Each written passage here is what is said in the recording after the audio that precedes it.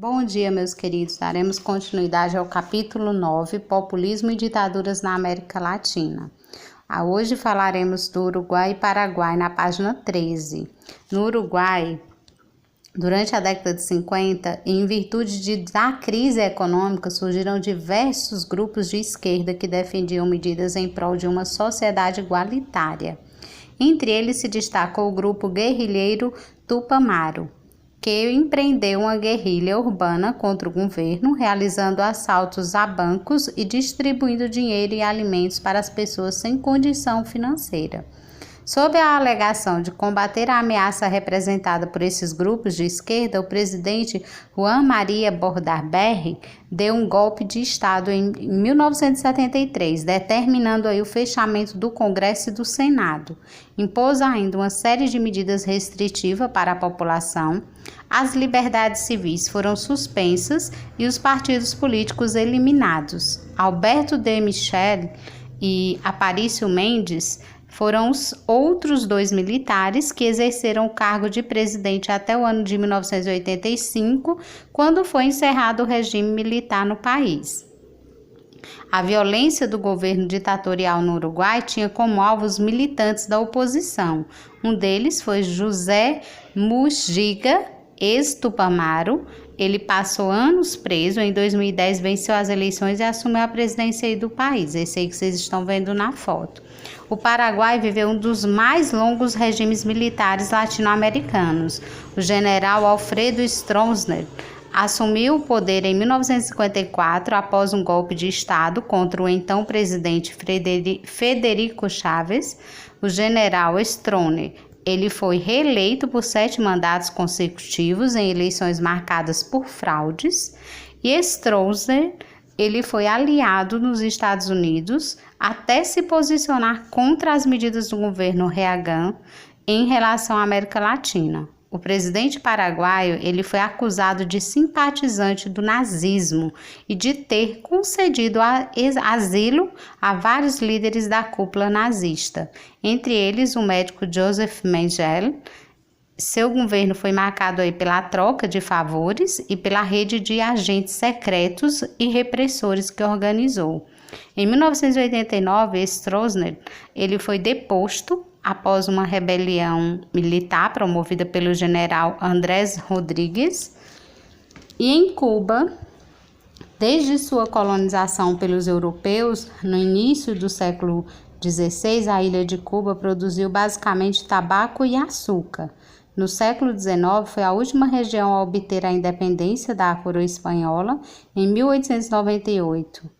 E no final dos anos 50, Cuba era vista como uma extensão do território dos Estados Unidos, o que gerava aí revolta em muitos cubanos.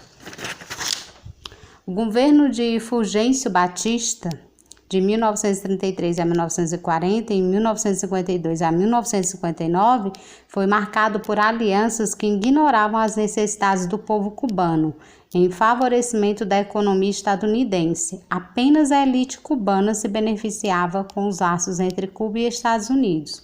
Em 1953, aproveitando a insatisfação que também atingia alguns setores do exército cubano, um grupo de guerrilheiros socialistas, liderados aí por Fidel Castro, organizou uma primeira revolta em Cuba, mas sem sucesso. O ataque ao quartel de Moncada, em 26 de julho, tinha por objetivo derrubar o governo ditatorial de Batista, porém a empreitada se revelou um fracasso. Com o resultado, Fidel, e seu irmão Raul foram exilados no México. Em 1956, Fidel voltou a Cuba com auxílio do médico Ernesto Che Guevara e de Camilo Cienfuegos, liderando aí um grupo de 81 guerrilheiros. Ele se instalou em Sierra Maestra e onde elaborou aí um novo projeto para uma revolução em Cuba. Nos 2 anos em que a guerrilha permaneceu aí naquela região, várias cidades foram tomadas. Eles realizavam ataques surpresas contra o inimigo, ao mesmo tempo que buscava conquistar apoio da população contra Batista. presidente Fulgêncio Batista, em razão das dificuldades para acabar com a guerrilha e temendo ser capturado por Fidel Castro e seus companheiros, abandonou seu cargo em Havana. E o caminho estava livre aí para os rebeldes de Sierra Maestra, e em 1959 eles tomaram o poder e instalaram um governo revolucionário em Cuba. Em maio de 1959 foi promulgada a reforma agrária que retirou terras dos grandes latifundiários e de grupos estadunidenses. Em 1960, empresas e bancos dos Estados Unidos foram nacionalizados internamente, não havia consenso sobre os rumos da revolução, que se tornou cada vez mais intolerante. Externamente, os Estados Unidos temiam as decisões de Fidel e decidiram intervir. Na extrema esquerda aí da imagem tem Fidel Castro, no meio Che Guevara, na extrema direita Camilo Cienfuegos, e os líderes da revolução eles marcham em março de 1960 em homenagem às vítimas da explosão do navio La Cobre no porto de Havana. A responsabilidade da explosão foi atribuída aos Estados Unidos.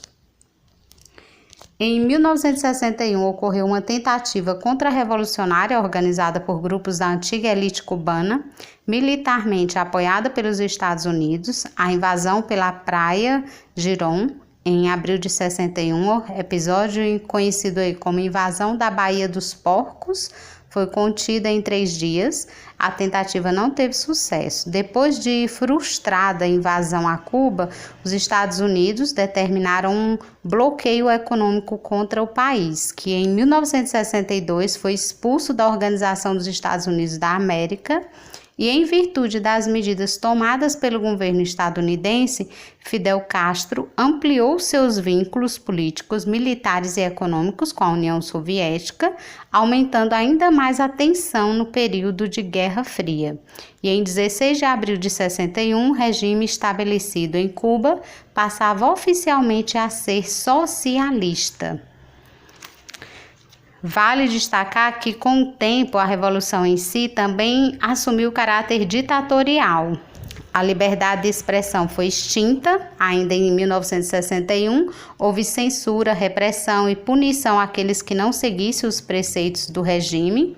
As publicações deveriam adotar um caráter nacionalista e socialista, sem questionamento em relação ao governo. Os jornais que não atuavam nesses moldes eram fechados.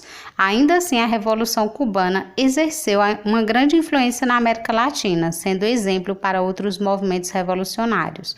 O fim da União Soviética, em 1989, trouxe novos desafios para Cuba. A ausência do auxílio soviético e os novos embargos econômicos provocados pelos Estados Unidos geraram uma situação de crise latente.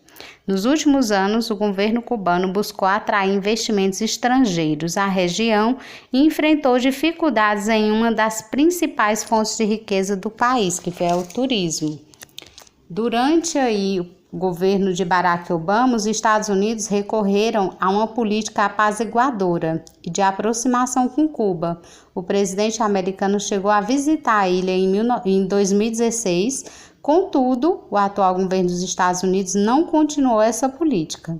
No início do século XXI, com a saúde debilitada, Fidel Castro entregou o cargo de governante da ilha, em caráter provisório, para o seu irmão Raul Castro. E no início de 2008, Raul assumiu definitivamente como presidente de Cuba, mantendo-se aí no cargo até 2018. Atualmente, o país é governado pelo presidente Miguel Díaz-Canel. Aí está a foto dos presidentes Raul Castro e Barack Obama. Encontro aí histórico em Cuba, né?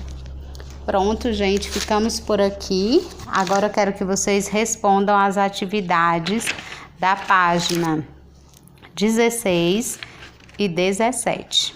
Bons estudos e até a nossa próxima aula.